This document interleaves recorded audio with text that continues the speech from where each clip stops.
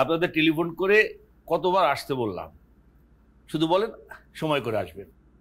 এই সময় করে আসতে আসতে আপনার এতদিন লেগে গেল। আর বলবেন না বিআই সাহেব, ছেলের বিয়ে বিয়ে করে একদম ঝামেলার মধ্যে আছি। আমাদের তো কোনো মেয়েই পছন্দ হচ্ছে না।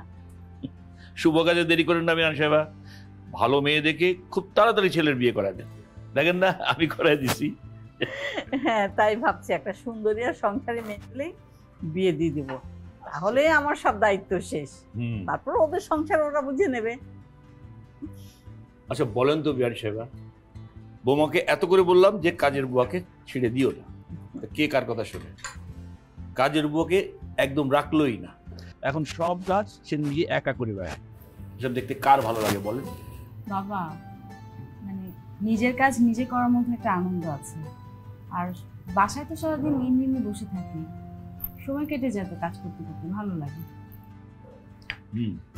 শোনেন মেয়ের কথা, সময় কাটানোর জন্য সে কাজ করে বেড়ায়।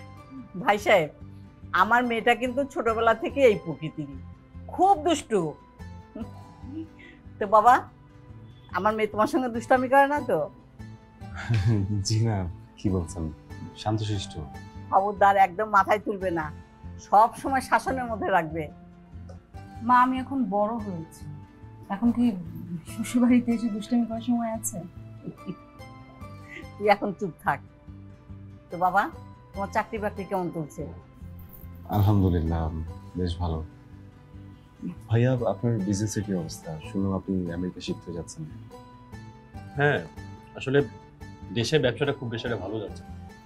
ইউএসএতে ফ্রেন্ডের সাথে একটা বিজনেস নিয়ে কথা বলছি, ব্যাটে বলে মিললেই চলে যাবে।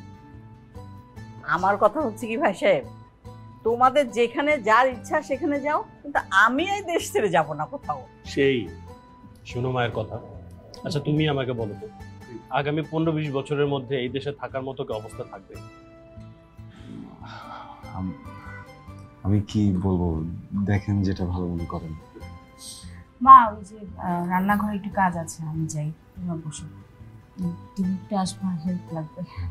আমি আসবো না, তুমি গল্প করো না বাবার সাথে। আমার মেয়েটা একদম পাগলি ভাই সাহেব। হ্যাঁ, আর বলেন, তবে মনটা ভালো।